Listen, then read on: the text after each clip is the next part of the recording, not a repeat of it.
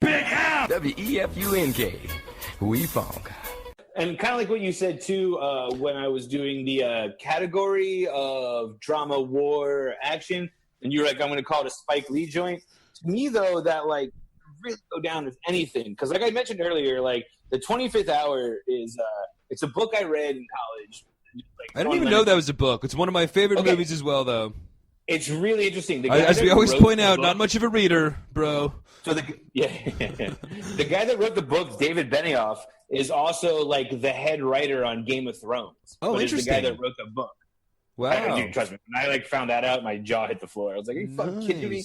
Well, I mean, talented people. I guess we're talking about Spike. I do have one of our classic Spike IMDb breakdown kind of scenarios going on. Should I just launch into that? Are we ready for?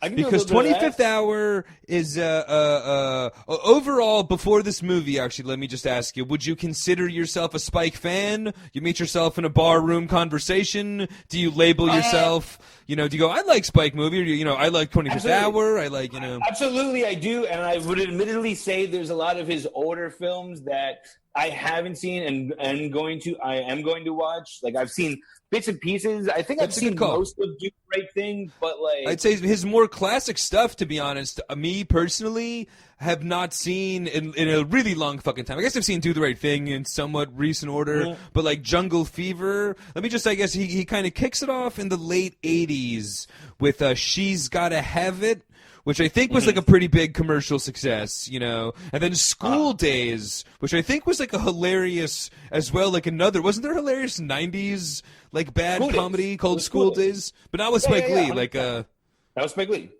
No, but wasn't there another one? Like I remember like a punk comedy called School Days or something. It wasn't that. When I looked that up, I had two movies in mind that I always think of when I saw School Days too.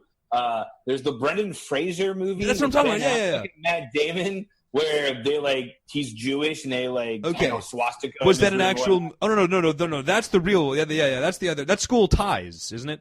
That's School Ties. School Ties. Yeah. There was also the other movie I was thinking of, and it's Higher Learning that I was thinking of with Michael Rappaport and Ice Cube and Omar Epps. Yeah. No, that's another serious one. I'm thinking of like. Just a shit like 90s, like a Brendan Fraser but bad like stoner comedy movie. But no. All right. Okay. Then we get into like his main peak of some of his real big hits, as well as one of my faves. But in a stretch of 5 movies, kind of towards the end of the 80s into the 90s, he bangs out Do the Right Thing, like definitive movie for Spike. Then Mo Better Blues, which is a great movie with Denzel and I think Wesley Snipes. But Mo Better Blues. Then Jungle Fever. Okay, one of his biggest, definitive movies. Then Malcolm X, which I'd say is kind of like his first. I would say that's his Pulp Fiction, if you will. Sure. The other funny thing about Spike Lee, and even comparison to Tarantino, he did that thing too, where most of his early movies, he's one of the main stars in it. He's like one of the actors in it. Yeah, good call. You know what I mean? He puts for sure. In a lot. Definitely. And I'd say, like you said, Malcolm X, really his Pulp Fiction. I kind of look at that more as well as his, like, kind of, not like I'm ultimately familiar with the box office shenanigans of these movies, but that's kind of more, I'd say, like his big, big market, high profile, real kind of movie that brought him out of, like, the kind of art house indie New York City filmmaker into, like. For sure. I was thinking about this a lot today, too, and I mean, you got to consider the fact that I guess Spike Lee is really responsible for like the success that is Denzel Washington also. One, I mean, and I don't mean to sound like this fucking guy, but when you look at a picture of Malcolm X and then Denzel Washington, it's fucking like, I know, yeah. How much they look alike. No, dude. It's true, like, it's true. The casting is amazing in that movie. But, I mean, really, Denzel Washington was on like St. Elmo's Fire, which was like a hospital show, like pre-ER.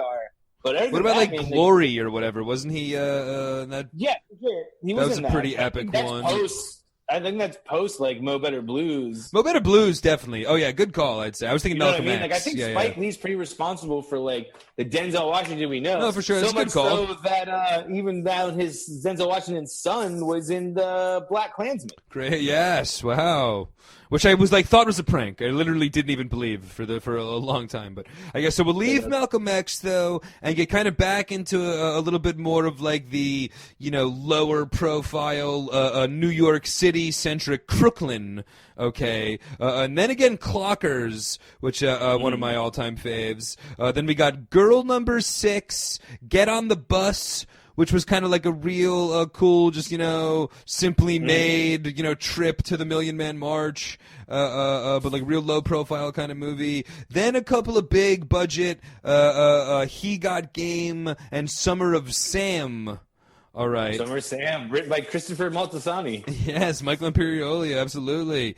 And you joked around another Denzel one, of course, with He Got Game. You joked around about the epic soundtrack, but as well the acting performance of Ray Allen. As a sports fan, one of my all-time, Jesus! Jesus Shuttlesworth, of course. But one of the all-time great sports movies. A little intense for like a sports movie. Sports is a very, one theme of the movie, but... Yeah, I mean, for me, though, it was just, seeing that movie, like I said, 13, 14, and just being, expecting to see, I don't know, I was, more hyped up about a basketball movie and just, not the interrelations of, for sure.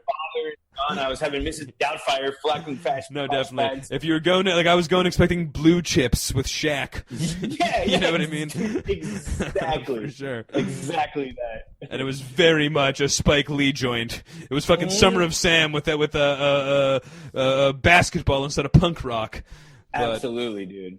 But then Summer of Sam was another really, really good one. Was that Adrian Brody in Summer of Sam? Adrian Brody, John Leguizamo, Mina Savari.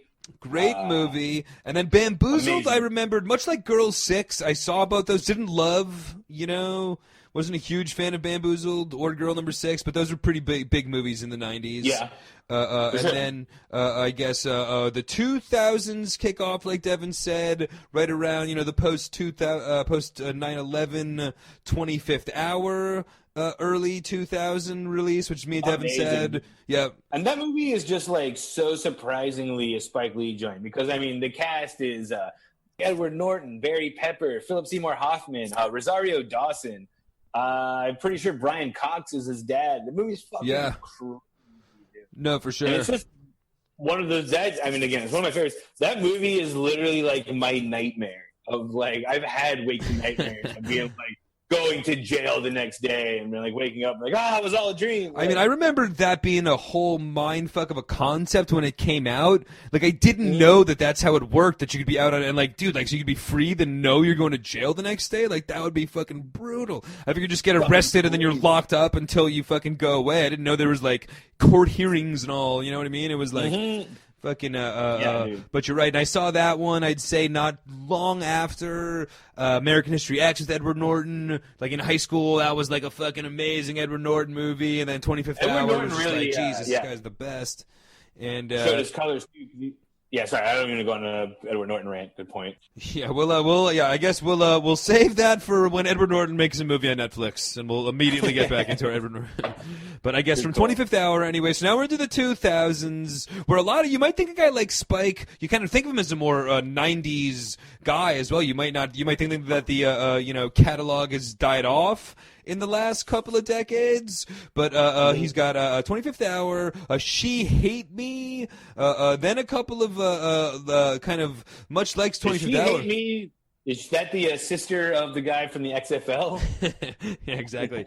I've got no idea what that one is, but then a couple more ones like 25th Hour that you might be surprised are Spike Lee joints, but Inside Man and Miracle on St. Anna, which we'll get into later as a war movie, as we compare it with The Five Bloods, which we will at some point talk about, I'm sure. But then a couple, another New York-centric run, Red Hook Summer, where he's back in Brooklyn. We're seriously this guy likes Brooklyn more than fucking Wahlberg loves Boston. But Red Hook Summer. Then one that looks interesting, although I'm not familiar with it at all. But Old Boy. Old Boy. Okay, I was blown away to see that he directed Old Boy because he directed the remake of it. It's a I want to say it's a North Korean movie. Interesting.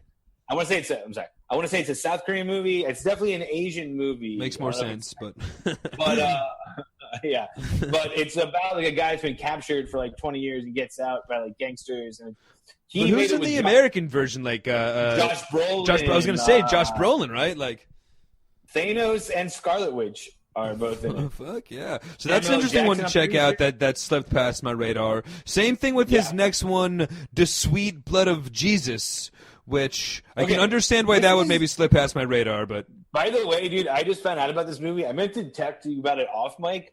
It's on Hulu, I think. It's fucking wild, dude. Yeah, as wild as it sounds. I mean, think of Nicolas Cage and like The Vampire's Kiss.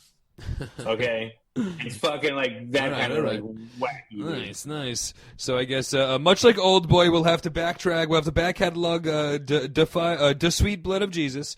Okay, and then his last couple ones though, kind of back into more some social relevancy and some pretty big success with Chirac. And then, I guess last year's or 2 years ago, or whatever it was, but of course, The Black Klansman, which was, nominated for the Best Picture. And then this year... Black Klansman was great. Chirac, you couldn't pay me to fucking see. Only because Nick Cannon, dude, is like one of the stars of it, too. Okay, yes. I didn't see Chirac myself, but I know that was like I had at least heard of that one, unlike Red Hook Summer, Old Boy, or Sweet Blood of Jesus. But and then Black Klansman, yeah, and as well, really enjoyed. Definitely, much critical success, commercial success, all that. So, did you? Getting into this too. Did you recognize any Klans members from Black Klansman in this movie? Oh, good call. I had not thought about it at all, but there was no Denzel Jr. or Adam Driver, so I guess I forget about everybody else, but. It was the two white guys in Lamb. Okay, wow. Those guys were in... like the one guy, the skinnier one, was like a main guy. Yes, now that you mentioned it, I do remember that guy. Yes. And the fat guy was the fat guy Klans member. The fat guy was the fat guy. Yeah. As we'll get into later in this movie, he's just the entire movie, just a fat shit that does nothing. They literally just wrote that guy in as like... so I guess pretty epic catalog of work though. For as we'll get into, totally snubbed by the stupid Academy for his entire career. As I think the Black Klansman, one of the big stories was one of that would have been his chance for his first Best Director award. I think he was the irony too was that he was nominated for I want to say Do the Right Thing. Yeah, you'd think so, but he lost to Driving Miss Daisy. Okay, and then this time he was nominated again for Black Klansman and lost to like the reimagining, I believe, of Driving Miss Daisy. It was the Green Book. yeah. Great call. But when you put all things together, though, pretty epic catalog of work. And then again, this one I'm sure will get back into some Oscar buzz. You know what I mean? You wouldn't be surprised to have him 2 in a row nominated for Best Picture, as well as some other greats along the way. Like we've raved about 25th Hour. Mo Better Blues is an all-time great. Like I said, Clockers I love. Miracle on St. Anna, another more traditional war movie, was great. So just a great catalog, a diverse catalog, really strong, spanning from, the late 80s to 2020. As well, he's had, some success with some big documentaries. He's actually done a bunch of comedy stuff, as he was the... he's done a lot of comedy stuff. Yeah, Kings of Comedy, of course, but as well he's done a Cat Williams, Jared Carmichael. Surprisingly, he would have been perfect for 846 by Chappelle, but him and Chappelle haven't collabed yet.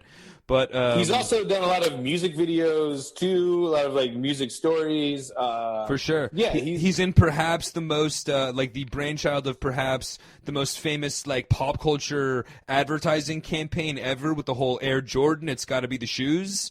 Which is another one of the things that I love about Spike, and for me, just growing up, as we've talked about on the show, but as a huge sports fan, I mean, to me, Spike is like an icon of sports, like literally being really like the most forefront celebrity, true super fan on the fucking court, talking shit to Jordan and Reggie Miller in a Brooklyn Dodgers jersey. The guy's epic, you know what I mean? Like, just he was, but like with everything that happened with him, like fucking like what were they telling him? He went through the wrong door. Yes, like if yeah.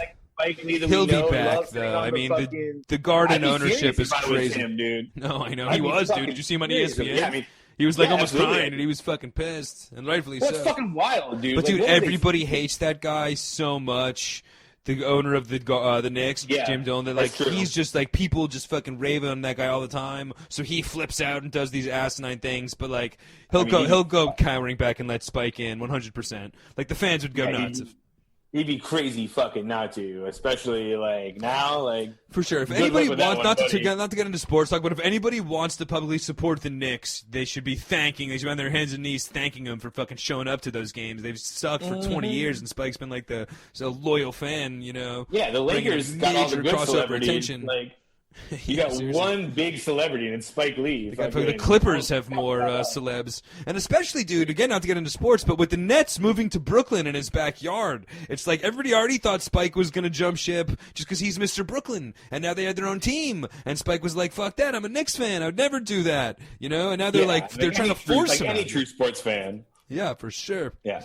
But so like you said though, he's done music videos, comedy specials, documentaries as well. There was a big he's Jim the Brown, fucking man. He's Katrina. a respected- Like he's done everything at a When super the high. Levees Broke is an amazing documentary, dude. Yes. About Katrina. It's a For fucking sure.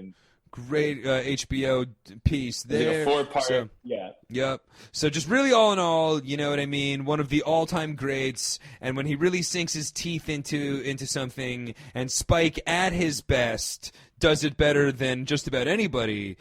WEFUNK. We funk.